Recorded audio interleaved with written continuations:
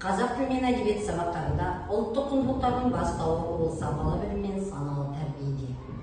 Қазақ тілі мен әдебиет сабақтарында ұлттық құндылықтарды сабақ барысында оқытуды жүзеге асыру үшін қазіргі кезде өзекті мәселе болып отыр. Рас, ұрпақ тәрбиесінде әрбір азамат жауапты десек, ұстаздар қауымы үшін бала тәрбиесі міндет деп ойлаймын.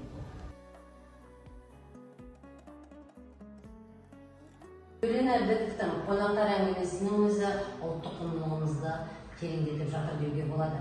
Себебі мақсатының өзінде ұлттық құндылығымызды насихаттай отырып, ата-ананың алдындағы жауапкершілікке баулу, ата-бабамыздан ұрпақтан ұрпаққа беріліп жатқан тәрбиемізді жаңғырту деп білемін.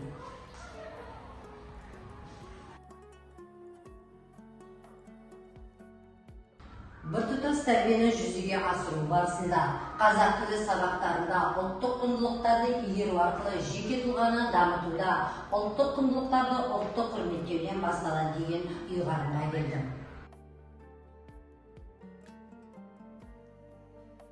Біртұтас тәрбиенің аясында тұғыр биік туған тіл атты іс-шарамыздың мақсатында оқушыларға салт-дәстүр арқылы сіңірілетін рухани құндылықтардың ұрпақтан ұрпаққа ауысып, сабақтасу мәңгілік ел болудың негізгі өзегі ретінде ұлттық бірегейлікті сақтау жолында дәстүр мен ғұрпымызды жаңғырту.